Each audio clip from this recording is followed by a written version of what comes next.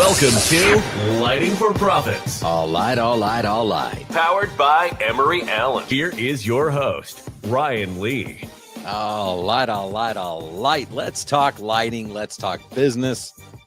Let's try to figure out how to get world peace. I don't know. We'll figure it out. But guys, I'm excited to be here. If you're looking to start or grow your landscape lighting business, you're definitely in the right place.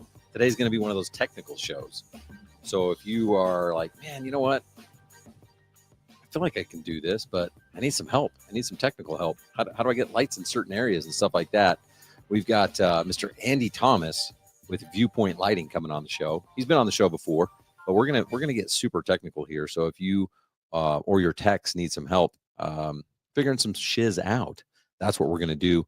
I don't know if you guys are aware, but we are still trending as the #1 landscape lighting show in Sacramento, California. So pretty big feat. It's not easy, but we do what we can.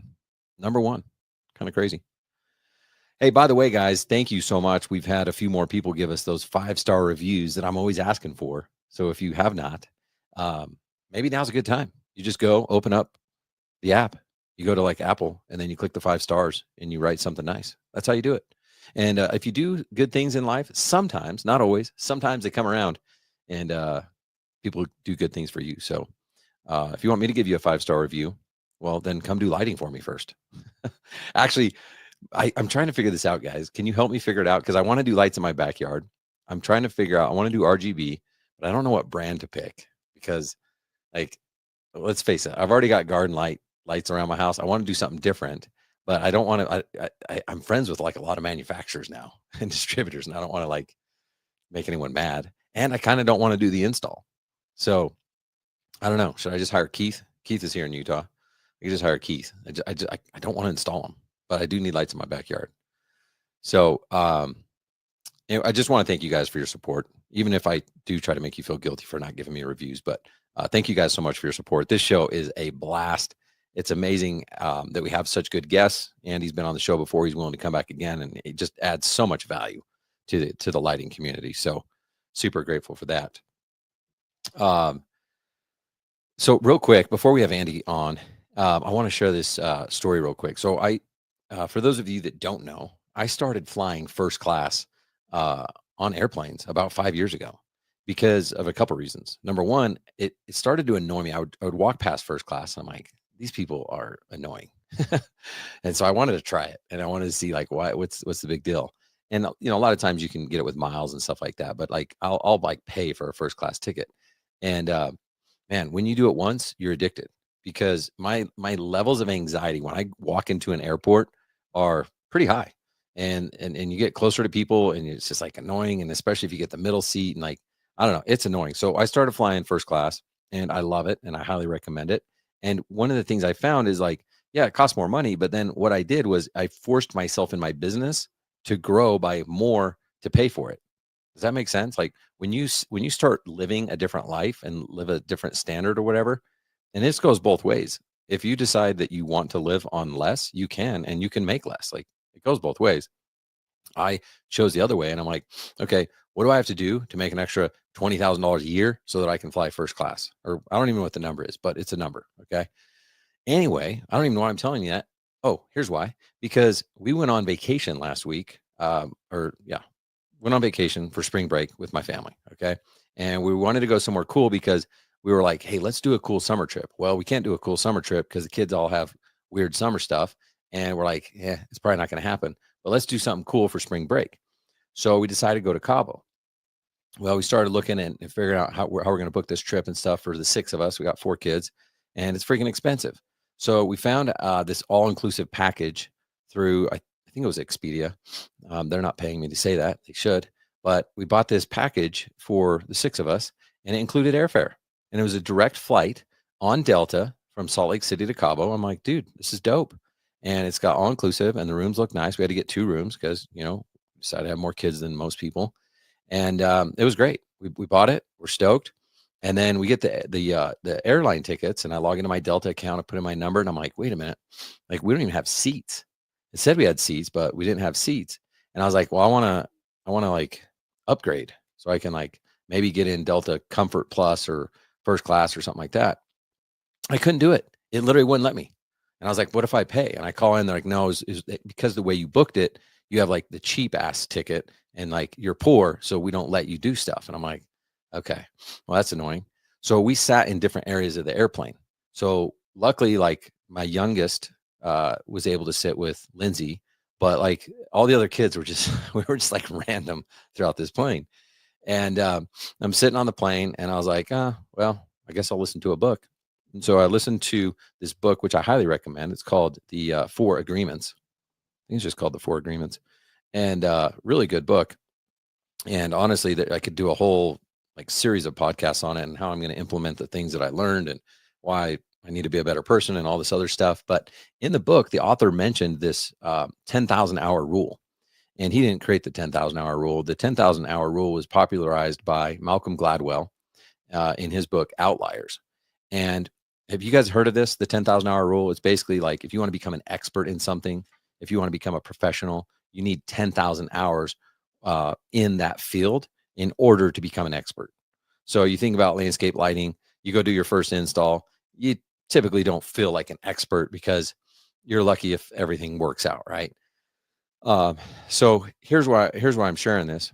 What it says is the rule suggests that reaching world-class expertise in a particular skill or field requires approximately 10,000 hours of focused, purposeful practice.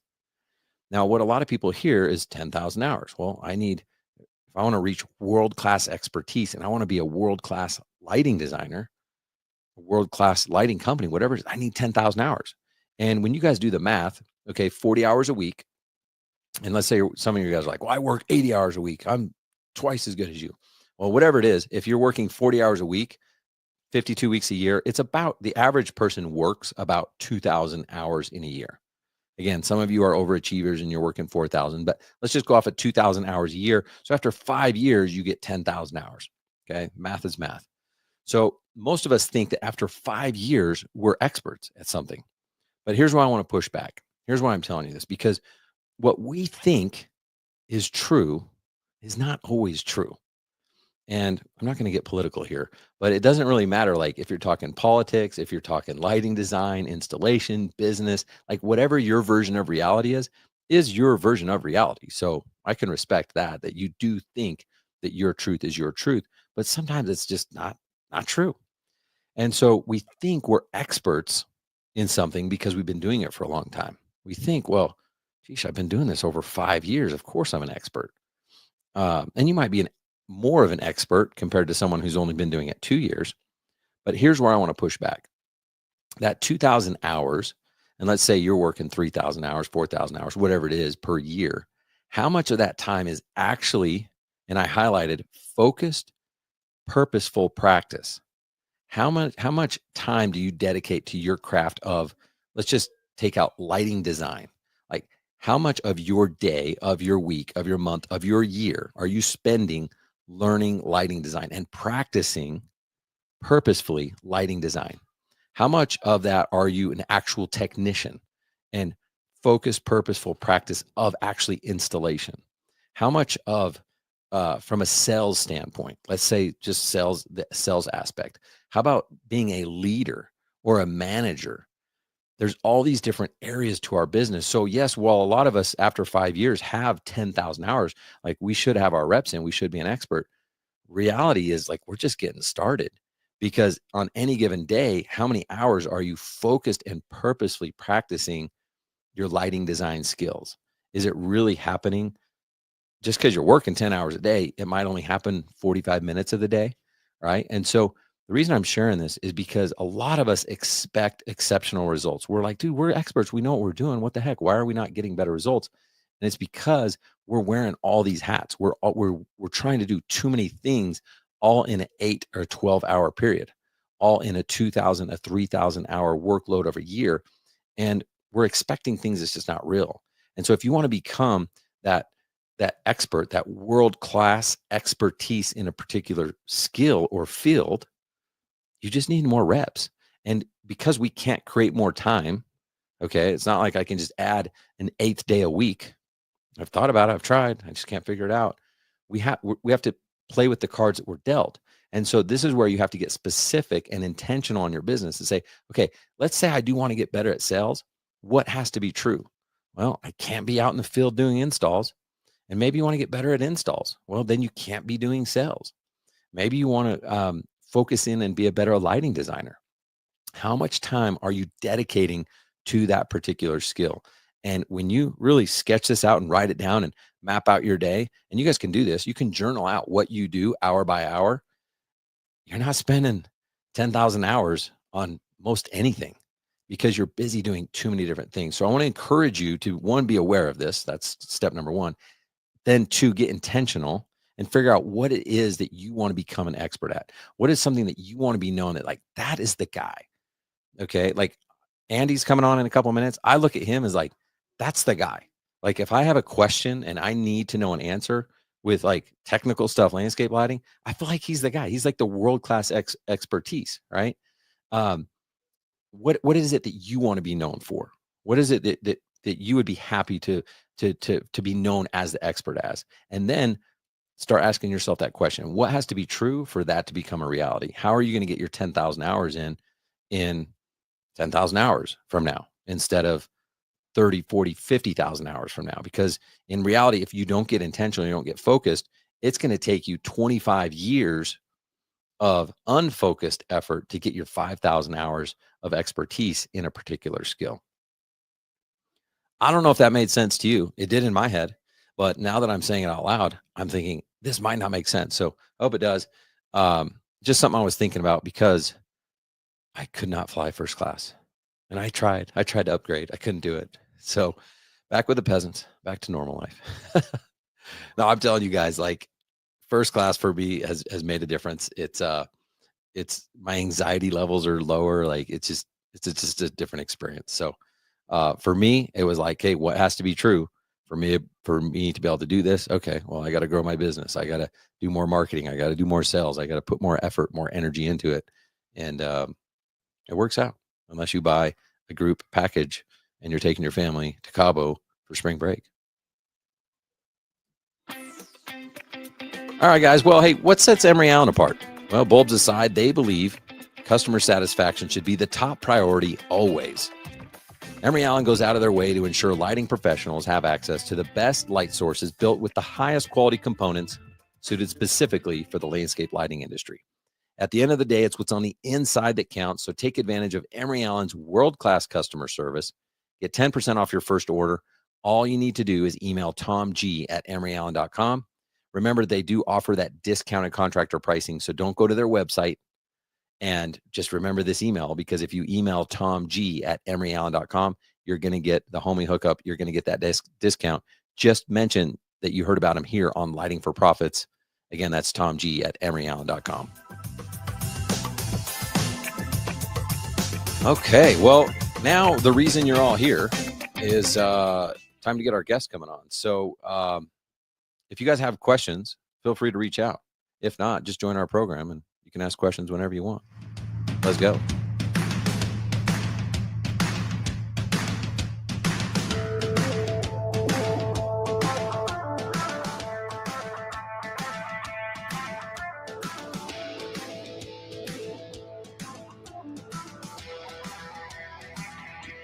Welcome to the show, Mr. Andy Thomas. What's up? How are you, sir? I'm good. Thanks, dude. Thanks for jumping on here, man. I appreciate it. Well, got nothing better to do. Not running a business, not being a dad, not being a husband. Not putting out fires, not trying to track down fixtures, not trying to solve problems. Yeah, no. Let's drop everything and talk to this Yahoo for a while. I love it. Well, I mean, in full transparency, I mean, talking about some of those things just to get this show going, I thought I had it all figured out. And then I go to start the show. I'm like, wait, there's no link. It's not set up. Normally everything's perfect. We have systems, we have all this stuff. Well, guess what? Systems break. People forget stuff. Things don't get done. And that's the reality of the situation. Yeah. I mean, you best laid plans and all, it was on the calendar. There was just no link to join anything. So, hey, we'll figure it out. Well, how the heck you been, man? I've been good. Actually, things are starting to pick up. It's springtime. The weather's turning. It's gonna be 80 degrees tomorrow. Yeah. Uh, so things are starting to pick up. The phone's starting to ring, and it's been a long, boring winter. But yeah, I've been working on my business. Trying to get stuff lined up and ready to rock. Because when the phone does start ringing, I don't have time to work in the business, on the business, because I'm working in it. So I Yeah. want to. It's been good to have a little bit of downtime to work on that. Yeah, that's a And good point. I mean, I I sometimes just like to complain and be like, I'm I mean, we all depressed. do. It's dark outside. It's cold. So it's fun to complain, but it honestly is a good time to work on your business. What are some things that you did in the downtime that you think you wouldn't have had time, right now or 2 months from now? Yeah, I mean, so like every year things slow down during the winter. It's common. Yeah, the phone doesn't ring as much in the winter as it does in the summer. So in the winter in the past, it's, well, just kind of scale things back. We'll, cut the hours down for the guys. We won't take on as many projects. I'll spend more time watching TV and catching up on binging on Netflix and scrolling Facebook.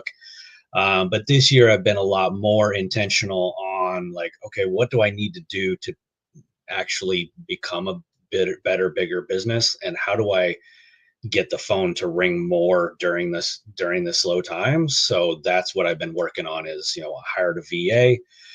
So my virtual assistant is working on Facebook marketing stuff. So if you're follow Viewpoint Lighting on Facebook, you're getting blasted every day with a new post. Heck yeah. um, things like that, trying to get all of our processes documented and systematized, so that when we do get busy, I got to hire guys on, I could just hand them a training manual and say, here's everything. My guys have been writing all this stuff down.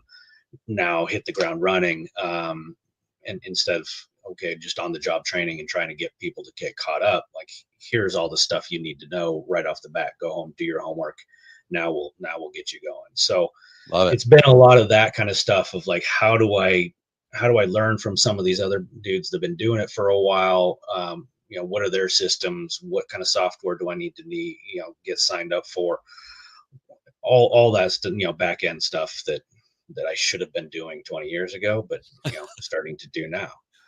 That's awesome. So Well, you mentioned a VA. For those that don't know, it's virtual assistant. not veterans Yeah, administration. That's that's what I thought when I first heard it. I'm like, I got to hire a vet. All right, well, I that's guess cool. But that's what everyone does these days. You just get a vet and your business explodes. What do they do? Nothing. You just pay your respects. yeah, just give them a wave every once in a while. Salute. In Utah here, there's public land, Utah public land, and you know what it's called? It's called the BLM. And I was like, Black Lives Matter? That's weird. I guess because Utah is kind of like a white state, so I think it would Yeah. make sense to be like, hey, let's show them that we've got land. It's Black Lives Matter Mhm. land. Like Right. let's make sure we go the other way here. But no, Bureau of Land Management. Yeah, yeah. I did know that one. Did some work in the federal government, so I did know. I had to learn some acronyms. You knew So yeah, about Black Lives Matter in Utah. Cool. yeah, right, yeah. But yeah, like, back to your point of the expert saying, and there is a term for some of that stuff you're talking about. The Dunning Kruger effect is kind of, the more you know, the less you know. So the more experience you gain in that kind of 10,000 hours at the 5-year mark, that's kind of where I was to, when I got into the industry, started my own business. Well, I've been in the industry for a while, but I started my own business, and I was about 5 years in, and I thought, I'm pretty much an expert. I'm probably the best in my market right now, even knowing that there's guys with more experience in my market. And then I went to the AOLP conference, my first conference in San Antonio, and realized, oh, I don't know anything. So, there's people that actually do know stuff, and I need to start actually working on getting better and becoming the expert that I want to be. So yeah, so to your point, it's you can put in the time, but if you're just putting in time, you're not doing the things you need to actually do to be the person you need to do. You need to put in the time on the things, Yeah. not just spending time. Spend time on that. Do your homework, follow through, follow up, learn from those people. If you don't have an answer, go find it, or go find the guy with it. And so I've worked for the last, 15 years on trying to be the guy with the answers or know the guys that do. Yeah, well, So and owning these businesses is not easy. You're doing so many different things, wearing so many different hats. So it takes 15 years to become an expert at something. At one of it the does. And I mean, you look at it and you look at how many idiots out there like myself that are running businesses. You think, well, it can't be that hard because he's doing it. So but you can, I mean, that's the good thing is there's enough profit margin in there that you can fake it for a long time and really be bad at it, but still make a living. So yeah, that it's kind of a catch-22 there, which is why so many people jump into the industry. It's because, well, because they see how many dum-dums are out there making a killing at it. So, but yeah, no, I'm finally to the point now where I can actually make some money and pay my bills. So that's a comfortable place to be. Well, dude, I mean, personally, I've been impressed with your activity these last couple of years. I've gotten to know it more. I've gotten to see it closer. And I think I'm just so respectful of it because it's like hard to teach an old dog new tricks, right? And if you were like, it's almost easier with these younger guys where they come and they're hungry. I'm like, I expect them to yeah, you're just gonna follow this step by step. But with you, I was like to be honest, I'm like, man, I don't know, like, is he even gonna do this stuff? Because it's actually easier not to. I mean, and you know that, like, that's why Oh yeah. most people just don't change. But man, like, just even you mentioned hiring a VA, like it would have been easier in the short term to not do that. Sure. You've had to put in extra work, extra effort. You're having to think outside the box. You have to come up with things for them to do, lay them out, do all that. But long term, it's going to be freaking epic. So it's cool to see you making these moves. Yeah, and that's the scary thing, and the trepidation at everything that we do in a business. We're so used to just being the guy that does everything. Like I'll just somebody needs to answer the phone, I'll answer the phone. Somebody needs to design this, I'll design it. I'll sell it, I'll install it, I'll follow up, I'll maintain it. I will do every little thing, and then to get hiring your first person, like I did it on my own for a while, and then I'd have a family member help out, whatever. But hiring my first full-time employee, it was like it's just so much easier just to do it myself. Because just to have to explain to somebody, here's how you do it, and then watch them mess it up and then fix it, and this is just such a time-consuming process of getting somebody up to the point where they can do it halfway decent. They're never going to get to your level, but like Dan Martell says, 80% by somebody else is 100% awesome. So if I can get that guy to 80%,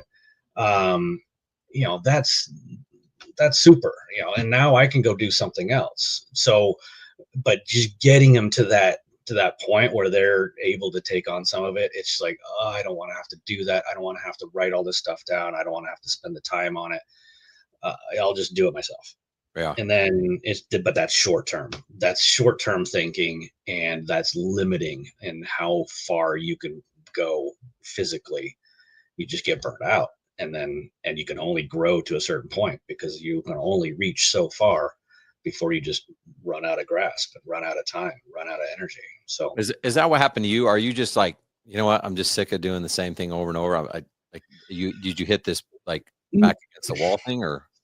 No, I mean, I burn out every, maybe twice, 3 times a year, where I just I'll be going and going and going, and then realize I don't want to do this anymore today. And then, and then I just don't. And then I dial back, and then I just veg out and watch Netflix. And then, yeah. And then, or I'll just feel like I just got to hit the road. I'll head to Tahoe for a few days and just try to recharge my batteries and then gain some perspective. Like, okay, no, I've got this. We can do this. Let's get back into it. No, what really was the impetus for me was having guys that I am responsible for, having 3 guys on my crew that work full time year round. And when things slow down, I've got to scramble to try to keep them busy because I'm responsible for their livelihoods. So I owe it to them to take this seriously. Because I mean, if it were just me, I'd be fine just, not working for a couple months out of the year. That's Exactly. fine. My wife would be like, whatever. You don't make enough money to justify the amount of time you put into this anyway. So, why bother? So, that was really what it was, is like, I don't want to, I don't want to stagnate. I don't want to kind of try to keep it where I'm at, because that's kind of where my head was like, well, I'll just pick a number, this is what our sales goal is, like, say, okay, well, let's just do $500,000 a year, and then just hold there forever, and that's fine. But it's not, because eventually you get more projects to come in and you want to do those projects, but you don't have time, because that'll take you over the $500,000, and then now you need the guys to be able to get those jobs. So I don't want to turn those away. So now I got to bring in more guys. Now I got to keep them busy year round, because I don't want to lay them off. It's endless cycle. So when you hired this VA, were you nervous? Like, well, I don't know if I have enough stuff to keep them busy. yeah, absolutely. Like, that was the first thing was, I want to offload some of the menial tasks, and try to get them doing some of the things I know I should be doing. And so, like, I want to bring in this guy, I hired a guy named Raniel. He's in the Philippines, super nice guy, good English, good communication. And I was like, well, I feel bad bringing him on, because I'm hiring him full time. Like, he needs 40 hours a week, and I'm going to give him 5 hours. And then, I'm probably 3 days into it thinking I need to hire another one, because I've got so much stuff I'm dumping on him. Like, it's pretty crazy how you start thinking all the little things that you do that you don't really need to do, and that you can just offload all of these little things that either you're doing and it's just eating up time, or you should be doing because you don't have, but you aren't, because you don't have enough time. So that list is endless. So I there's love that. always something more. And where was the I'm assuming you had all the SOPs written, you had exactly what their job duty was, and then they just followed the script, right? No. I mean, I knew I wanted to hire somebody, whether it was somebody local or a VA, once I figured out what that was. You knew you wanted a veteran. I was just looking on the Craigslist for a veteran that, I wanted Lieutenant Dan to run my books. But so I knew I wanted to do that. So I started documenting some of the stuff that I do, like payroll. What are the steps that I go through to do payroll? And what are the steps that I do for, whatever it is, invoicing or onboarding new clients? What is the onboarding client script? Like, what questions do I need to ask? Like, what do I just do naturally? I don't write in. I didn't have any of that stuff written down. I just, when somebody calls me up and says, hey, I want to do some lights, I'm like, well, here's the stuff that I know to go through my head of the questions that I need to ask. Where are you? How long you been there? All those type, how'd you hear about us? Those things that I just instinctually know, because I've been doing it for so long. How do I document that so I can hand it off to somebody else so he can ask the same questions, get the same information? So I started on that, but I certainly didn't have any of those systems in place. Yeah. So then what's that process been like? Because again, you had a couple, because you knew, okay, I got to at least have something for them on day one. But then soon you're like, okay, there's the 2 scripts I have written out. Right. Talk to us about that experience of how he is helpful in kind of developing these systems. Yeah. So that's part of it is, I'm a lighting guy. I'm not a systems guy. I'm not a sales person. I'm not a marketing person. I don't do a lot of, I fumble my way through some of that stuff, but I don't get into the weeds on it. And I don't even know what questions to ask. I don't know what software's out there. So that's where he comes in. He's like, oh yeah, well, you just use this. Like, I just give you all my passwords? He's like, no, you just set up LastPass and just do it through that. And then that way I can set all, so just knowing the software that's out there and the terminology that's out there. And he's like, oh no, I'll just do that. It's like, oh yeah, here's how you do it. And then now we've got something, I've been using the Google Drive for a long time for all of my, project folders and so on. So like now we have procedures and processes. And so now we just have a Google Doc in that drive for like all the different processes that we're working on. And it's not a lot yet, but we're still working on it. So dude, I love it, man. That's so good. That's the thing. Like there's other people out there that are better than us at things. Like Mhm. we don't have to be the best entrepreneur and the salesperson and the admin and the systems guy and the installer and the maintenance guy. Like there's no way we're going to be that good at everything. No. I mean, we're trying to, I'm a designer, so I'm selling myself as much as I am the design. I need people to trust me. Then they'll trust that I know what I'm talking about. Then they'll see the pictures, and then they're on board. So, but that's kind of the limit of, I know the technical stuff, and I know the design stuff, but everything beyond that, I'm sure I could hire a Joe Schmo off the street, and he could do half the stuff that I do better than I can. So why not hire Joe Schmo? And then I don't have to worry about it. That's So yeah, awesome, man. Well, again, congrats on what you're doing. I know you're making other moves and stuff, so it's exciting to see, man. yeah, yeah. But it has been slow the last couple of months. You're talking about getting some lights at your house. Like I've literally had guys my crew working at my house this past week and a half, just because we were kind of in between projects. I'm like, you know what? I got product on the shelf. My yard's dark. Once you guys start putting lights in my yard. So I highly recommend it. You can't hire Keith. You can't afford that guy. I know. He's literally raised his prices so much. I'm like, damn it. I got to go find someone else. You should have hired him before he joined. I seriously should Yeah. He's charging rates that I'm like, even me, dude, I'm like the mindset guy. And I'm like, dang, dude, how you getting that in Utah? This is like the DIY state. So Right. yeah, you're right. As I was like, well, how about when you're slow? He's like, I'm not slow. I'm like, oh, geez. Right. Yeah. Well, I'll fly my guys out there. We'll take care of it for you. I know. I'm like, what's happened to me? Like, I used to like this stuff, but like, I don't even want to do a YouTube video to show people how to do connections. I'm like, I just want to like snap my fingers, pay someone some money, and then it's done. Right. Yeah. So that's been the change of mindset for me as well. Is like, well, why do I have to do this when I've got, I'll just tell somebody else to do it. Now it just gets done. I can do something else. Like that's a great place to be. Yeah, I know. Like, part of me is like, no, dude, be the YouTube guy, make the video. It'll be good for business. But then I'm like, Mhm. I just need some lights in my backyard. Like, Turn it into a whole thing. yeah, then I have to film it. Then I have to reshoot it. And then I got to edit it. Right. Yeah. That sounds like a Edit project. it. I just want to have Edit badass it. lights in my backyard. Yeah. I know where you're at. Who, College kids last to you, get the shoes. So. you guys do RGB lights? We don't do much. I mean, I've got some in my yard just because I did my neighbor's house behind me, and that's almost all RGB. Just because it has the architecture for it. It's kind of a Santa Barbara feel, sort of mid-century modern kind of thing. What So product did you use? I've got some Lumion. Oh, so hers was all FX ZDC. Okay. Which is I highly recommend, just because it's easy to set up and program and change, and cloud-based control and scheduling, and like user interfaces, better than anybody else's that I've found. Yeah.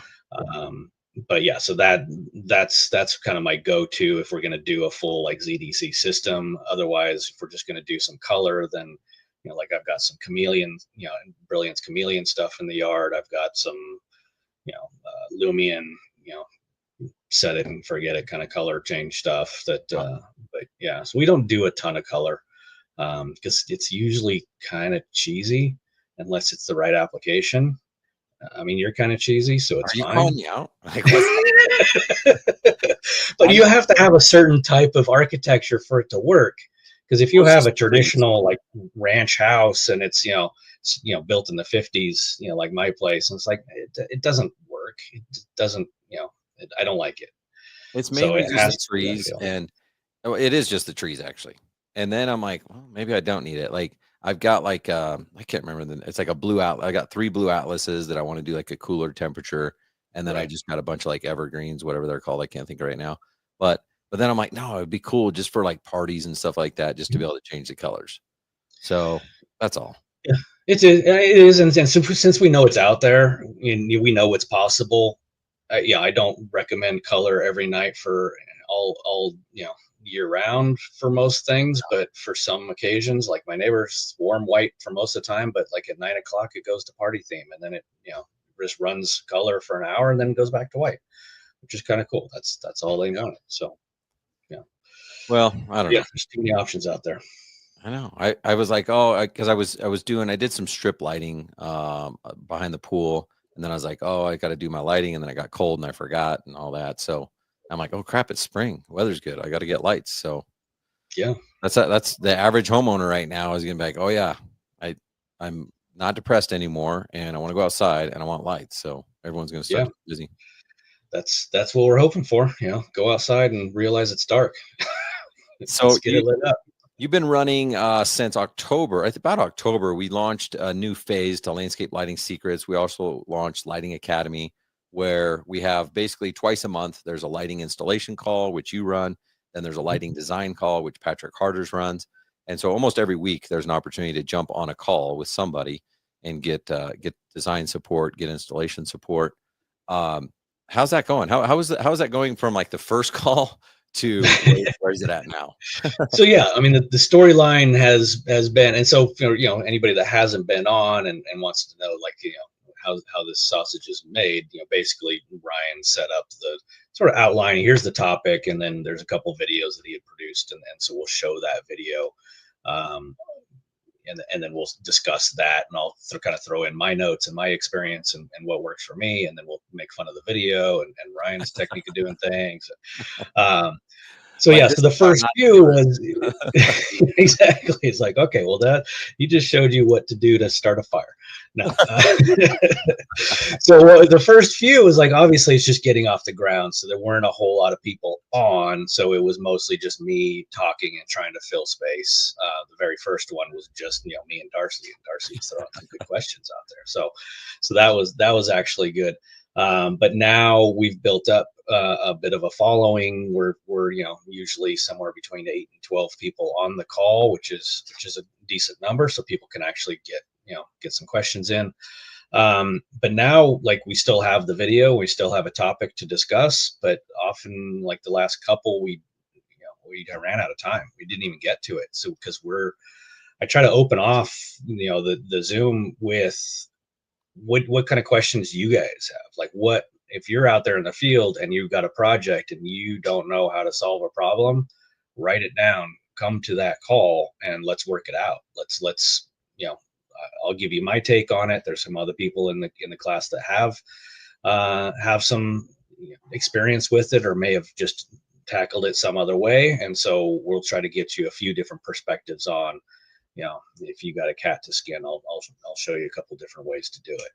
So so yeah, it's been really good to have that sort of interplay with some people that have some real world questions and real world problems that we can try to tackle, because if they've got the problem, chances are I probably have an answer because I probably had to solve the same problem, and there's probably somebody else out there that's gonna have the same problem if they haven't already. So that's what we just do is we just get on there and just kind of just talk it through.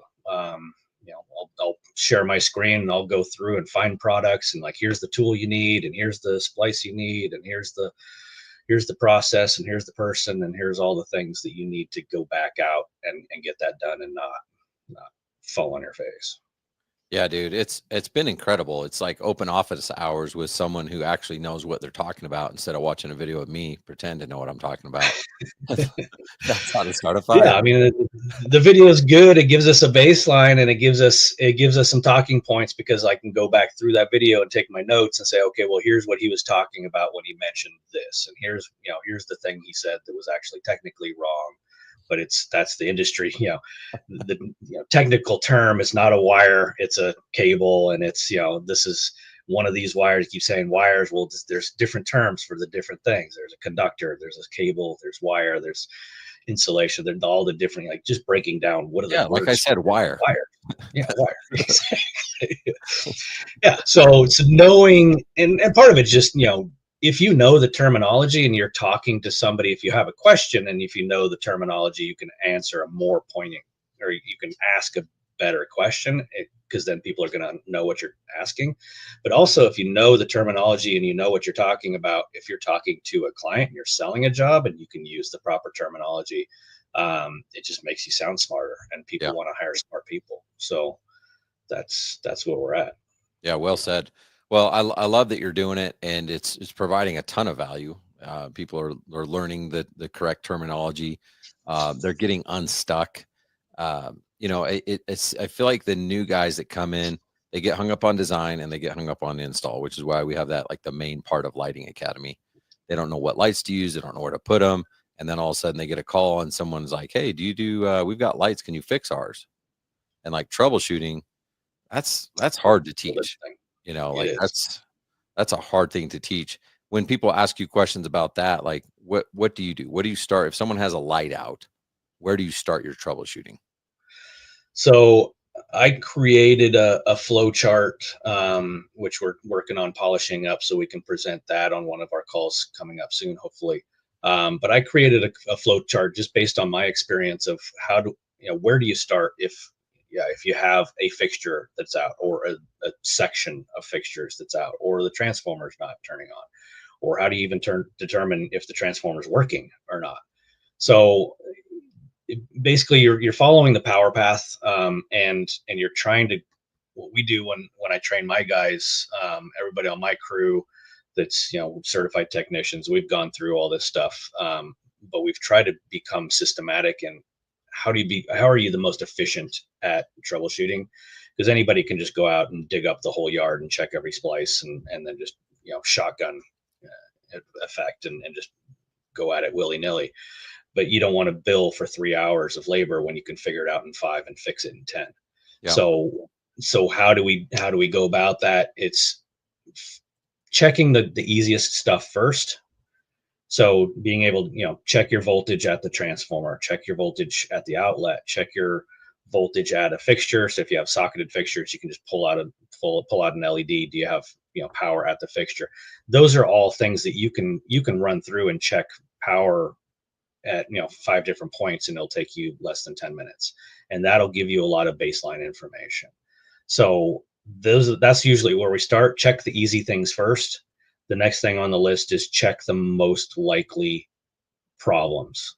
So things that it's more likely that a bulb burn out than a wire got cut. So check to make sure your bulb's good before you start digging up wires and make sure to see if the wire's cut. So that's the gets back to the check the easy things first, then check the things that are easiest to or most likely to occur, and then from there take the information you gathered in those 2 steps to then say, okay, well, that didn't solve it. How do we narrow it down? And then we start narrowing things down geographically. Break it up into the yards. If you got 3 wires going into your transformer, one of them's tripping the breaker. Okay, well, disconnect the other 2, and now we can start working on that one. Disconnect the other 2. Now we know what zones, what areas those lit up. Okay, well, now we know which one's bad. Okay, now we can focus down into this 1/3 of the yard. We can eliminate the other stuff because that's working fine. So it's just taking our scope and narrowing it down further and further and further. Eventually we'll narrow it down. Sometimes you'll luck into finding the problem. But it's also just using your senses of look around, what's changed, is there a fixture leaning over? Is there newly disturbed dirt? Did they just put in a new plant? Did they take out a tree? Those are all things that changed. So, everything worked and then it stopped working. What changed? If they planted the plant, okay, well, they probably dug a hole, cut through the wire, and now everything downstream of that doesn't work. That's easy. Dig up the plant. Yep, there's the splice. So educated guesses on that kind of thing. But just working through the problem of, okay, if it's not this, just check this. Okay, it's not that, check that. And then if we say, okay, it's a bad wire somewhere. All right, we got a 50-foot stretch. There's some tools that'll help narrow it down where that problem is. So if there's a cut wire, you can use a TDR, which clips onto the wire, and it'll tell you how far the wire goes before it stops. There's ground fault locator, so you hook that up and you can tell where the power is bleeding into the ground because the wire's cut. So there are tools out there that help narrow it down, make it easier. They're expensive, but you charge for them. If you can charge $10 an hour if you don't know what you're doing, you can charge $100 an hour if you do. So you can pay for those tools real quick. Yeah, well said. Start charging accordingly. So isolation, like your example of like, hey, it's tripping. Well, I got 3 runs going in there. Just try one at a time, see which one trips it. Right. Process of elimination. And then, like you said, like it's amazing how much you can find by just being observant. You might not even have to get a wire locator because you can see where they had just trenched through something, and it's like, and just go pull up right there, and then that happens to be the run that's not turning on as well. It's usually that's where the cut is. Yeah, and then one of the, if it's not a burned out, LED or burned out lamp or bulb, there could be a fixed uplight next to a lawn area, and then the client goes on, oh yeah, the gardener keeps kicking this one over, and we keep putting it back in. Like, well, every time you put it in the stake, you keep twisting it, eventually it twists the lead wires together, it strips off the insulation, and it shorts out. Well, there's your problem. So if you know that, okay, well, this is one that's likely, every time we come out here, it's knocked over. So that's probably, let's check that one first, because that's the most likely culprit. It's not the one in the back that nobody touches. It's probably the one that gets beat up the most. Bugs flying around in here. It's okay. If you see things you don't, it's okay. We're still going to go on with the interview. Yeah, troubleshooting demons are coming out. They're coming at you now. But I mean, part of it is I really like troubleshooting because it's a puzzle, and I like solving puzzles. I like working through it, and so I like, I have an analytic mind, and I'm trying to think of, like, okay, what can it be? How do we go through the steps? And then it's very rewarding when your system works and you find the answer, because I have 5 steps that I'm supposed to get through. I found it on 3. Awesome. Like that's great. So in being able to set up those systems and work through the troubleshooting flow chart, it's very satisfying to me when it pans out. Cool.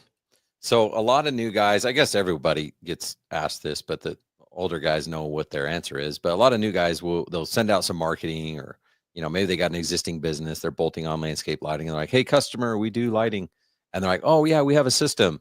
Can you come? But we have some lights out. How do you handle those situations? Will you go work on someone else's lighting system? Yeah, I mean, yes, somebody needs help, I'm going to help them.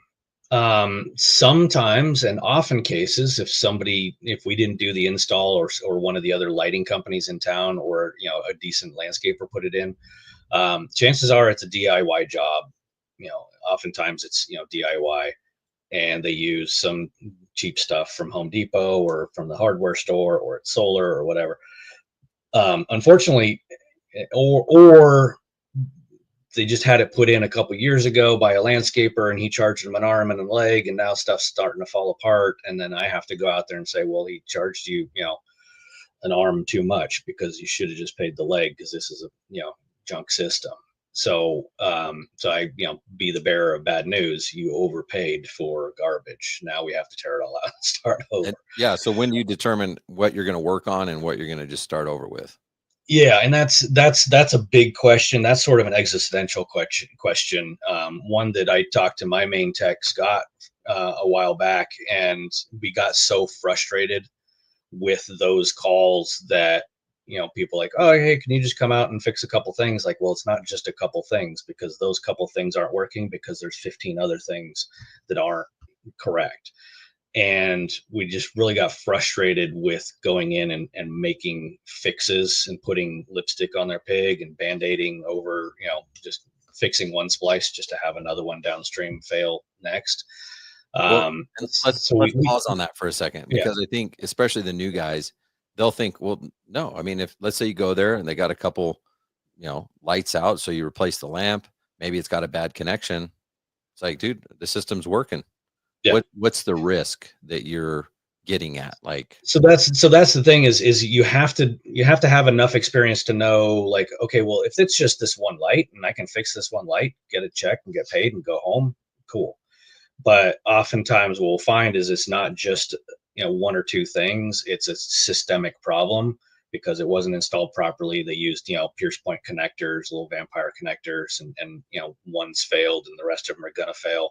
So I try to, everything is about educating the client and giving them options. So the point I was trying to make when I had the conversation with Scott was we got so busy that like we didn't want to spend a bunch of time going through and just dragging through these projects, because by the time we fixed all the things we needed to fix, they're $1,500 into it, which would have been better to put that $1,500 into a new system. Yeah. So that break even point, or that, point of no return on the repairs, it's really hard to determine what that is. I'm still trying to figure out. There's no real formula for it, but we just have to go in and say, okay, look, you've got a few lights that aren't working. We can make those work, and that will cost X. If we were to, take that same amount of money and put it into a new system where you can have a full warranty installed by technicians, everything's going to keep working, then I think that would be a better use of your money. But some people are just like, look, I've got $700. That's all I can spend. I'm like, Right. okay, we'll do $700 worth of repairs and make it as good as we can. So that's I don't yeah, I mean, that's kind of what we try to do. And often with those repair jobs, it becomes, it's just a conversation. The contract, if you will, just turns into a do not exceed. So we just say, well, how much do you want to put into this? And we'll take it as far. We'll just not go over that unless, if we know we have to, then we'll just let you know, like, here's what we think it's going to take to finish it out properly. So yeah, well said on that, because the communication is probably the biggest. I know in the past I had experiences where I'm like, oh, hey, yeah, we can knock this out. We'll fix this thing, yada, yada. We leave. We think, yeah, we helped someone today and they only spent $700 and we accomplished our task. 2 weeks later, we get a call getting cussed out. Hey, the system was working fine until you guys were here. I mean, it was really just those 3 lights, but ever since you've been here, the lights are blinking, blah, blah, blah. And you're like, oh, wait, I didn't know we were going to inherit this other person's liability just by working on that system. So having those open lines of communication, hey, we can do that. We can fit your 700, no warranty. Like, this is not a workmanship type thing. We can put that money toward a new system. And then I've even had clients on the other end that had systems that were literally, one guy had his system was only 6 months old and literally paid us to rip it out and put in a whole new one. I mean, it was that bad. We've had those. But, and it is terrible. And if you feel really bad for the client, because they just paid a bunch of money for something that we're basically just throwing away because you can't even use it. And, to your point of inheriting somebody else's problem, we went out, not too long ago. Guy had some fixtures that were not working, some LEDs that stopped working. He wanted to do it on the cheap. So I, sent the crew out there. We changed out some stuff, put in new LEDs. I had a bad socket or two. Just use some LEDs that we had laying around that we pulled out of other things, cheaper end, lower end stuff. But the guys, got everything working and he was ecstatic. And then I get I send out my follow-up for a review and he gives me a 4-star review. He's my 1 4-star review. Everything else is 5s. And he said, yeah, one of the lights started blinking. And I had my guys there the next day, changed out that one, but there was one more bad socket. We didn't change out all the sockets. We changed all the ones that weren't working. And then there was one that was sort of working and it stopped working after we left. The LED started blinking. And now he gave me a 4-star review because one thing that we didn't fix everything. So the one thing we didn't fix failed. And now that, came back to bite us. Yeah. So yeah, it's much easier to get a less than 5-star review working on someone else's system than your own. That's for sure. Oh yeah. Yeah. It's easier to come by. And I'll say this, we think just because someone says, hey, we want all these lights replaced, they're garbage, whatever, doesn't mean they're garbage. We've thrown away lights that then people go, no, I was going to give that to my sister. Oh, I was going to use those in the backyard. And you're like, you just paid us thousands of dollars. Are you kidding me? And they're pissed at us. So we have to either go buy them new Home Depot lights or whatever it is. So I'm telling you guys, you can't over communicate with your clients. Say, hey, just want to be sure before we're done with this, do you want us to pile these by the front door or do you want us to haul these off? Because there are. It is a good point. We did a big project. It's an hour and a half away. We pulled out probably 75 lights, old first generation Kichler stuff, integrated. Some of it was few were not working, but she wanted to upgrade everything. So we pulled it all out. We boxed it all up and brought it all back to the shop. And she's like, hey, did you leave those lights somewhere? My gardener wants them. Ooh. We box it all up and clean it all up, bring it all back to her. So her gardener had it though. we still had them. We didn't throw all of it away, but but we had the stuff that was still working. We went through and tested it all. Like, oh, here's all the ones that still work. But yeah, so that just it's all communication expectations.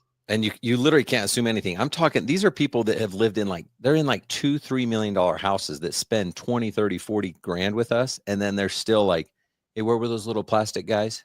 Yeah. Like you said, like sometimes it's like, oh, my landscaper or my sister, or we'll just use those. We're just going to put them in the back. No one goes back to there in that corner. It's just where we go to throw the garbage away, or where we're like, what? Like, I would just have added a light back there for free just so we didn't give you plastic lights. Our name is on your project now. We can't have it as part of our association. We need to get these pictures out of circulation. These are going to the shredder. That's going to save somebody. Somebody is going to be saved by that alone. Yeah, that's big. Just making sure everything is lined out as far as what the client is expecting. If you're pulling stuff out, even wire. Like we've had wire piled up. They're like, well, hey, what are you doing with that wire? Like, well, we take it in and recycle it. Like, well, I mean, that wire's still good, right? Like, well, I mean, it's all chopped up and dirty and corroded, but yeah, it still technically works. So it's like, leave the wire. Okay. Yeah. So. How often do you get clients asking you to put a transformer like in a closet or in the garage or something like that? Usually they don't ask to put it inside. I mean, I'm in California, so weather's not really a big deal. It's like you have to go out in the snow to get to your transformer. I tried to not put anything inside of an enclosure in closed space, mostly because I need my guys to be able to get to it easily to service it. And if it's inside the garage, then I have to make sure we can get into the garage if we're going to go out and fix something. So that's usually my line for why we don't. Because if somebody says, hey, here's where, and I had one where she's like, oh, it's in a coat closet inside the front entry inside the house. Like, well, that's it's not to code because it's not that transformer was not rated for interior mounting and interior electrical. And then there was landscape wires just dangling out that were running through the floor and into the underneath the house. And then heated floors. That's how they heat their gloves, and then they got the heated floors. Yeah. It's like, I love this because then my jacket's nice and warm when I put it on because it's right next to the transformer that's just keeping it hot. So I told her, I was like, I can't, in good conscience, like legally, I can't do this. Like, this is not to code. I cannot work on your system without moving this transformer out or changing it out. So she's like, well, that's what the gardener did, and this is what so obviously I didn't know what I was talking about because their gardener did it. Yeah, okay, that's fine. That's what gardeners do. Have a great day, because I'm not going to touch this and leave it the way it is, because if I'm the last one to work on it and if there's a problem, it's coming back to me. The gardener will never hear about it. It was my problem because I didn't fix it. So yeah, so anytime we're if we have to put it in underneath in a garage or in a shed or something, we make sure to mount it where it's clean. We're using a transformer that's acceptable, UL listed for that application to do that. So cool. Yeah, thanks for sharing. I just want to make that point that it's our obligation as professionals to make sure we're doing it to code. And even if you are using like the right transformer, just to have that conversation to say, listen, I know you're certainly not going to want to have us bother you when we're here twice a year for maintenance. When it's outside, we can just show up, we can get this stuff done. We don't even have to bother you guys whatsoever. You won't even know we are here.